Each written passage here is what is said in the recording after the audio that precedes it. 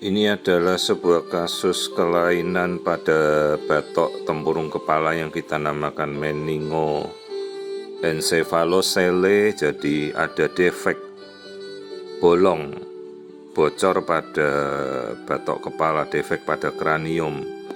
Ini yang kita tunjuk ini adalah celah kepala yang bocor. Sementara tulang belakang semuanya terlihat normal. Kenapa bisa terjadi ya kita tidak tahu, banyak sekali penyebabnya. Apakah terjadi infeksi pada awal hamilnya, defek penutupan karena defisiensi asam folat. Jadi meningoencephalo ini, meningo itu ada selaput saraf, encephalo adalah jaringan otak, encepal artinya masuk ke dalam suatu kantong yang membungkus. Jadi otak dan selubung serabut sarafnya itu sudah keluar dari defek kepalanya yang bocor itu.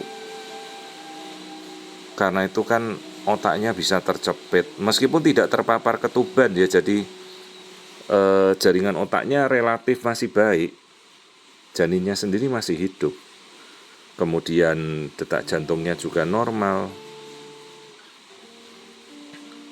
Nah, masalahnya dengan kondisi defek seperti ini, begitu lahir, yang kita khawatirkan kan jaringan otak itu akan tercepit, herniasi pada celah tengkorak kepala yang bolong tadi. Praktis kan akan mempengaruhi ini. Lihat otaknya bagian dalam sudah hidrosefalus, jaringan otaknya sudah rusak. Jadi otaknya sudah tidak simetris masuk ke dalam celah yang bocor tadi.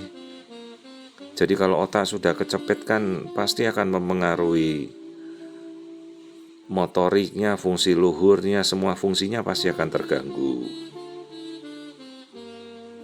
Ya, kita menjelaskan pada orang tua kondisi-kondisi yang terjadi, prognosisnya buruk, motorik pada bayi pada lahir nanti juga kemungkinan kan terpengaruh. Terus bagaimana kita nanti mau memperbaiki kepalanya yang rusak ini, itu kan bukan suatu hal yang bisa kembali normal.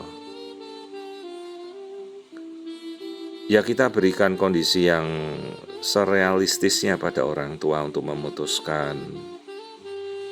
Jadi lihat ini batok kepalanya, ada yang tidak terbentuk seperti celah bocor begitu, lalu selaput otaknya ini keluar. Ini beda dengan akrania atau encepali, ini masih ada selubungnya otak, jadi otaknya tidak sampai jebol keluar begitu, jadi masih dibungkus kantong. Tapi kalau kantongnya pecah ya terjadilah otak yang keluar dari tempurungnya. Bisa seperti kasus akrania atau anencefali, tapi ini tempurungnya masih utuh, hanya ada beberapa, ya bukan beberapa, hanya satu wilayah yang otaknya tuh tempurungnya tidak tertutup gitu. Jadi defek kranium ini yang kita tunjuk ini. Postur bayi semuanya normal, tidak ada masalah, hanya ya pertanyaannya apakah otak ini bisa sempurna lagi, kan tidak mungkin. Sekali otak rusak ya akan rusak seterusnya. Ini kan fungsi yang progresif, tidak bisa memperbaiki diri sendiri, dan jaringan otak yang sudah rusak ya rusak, tidak bisa pulih. Jadi ya kita edukasi orang tuanya kondisi seperti ini.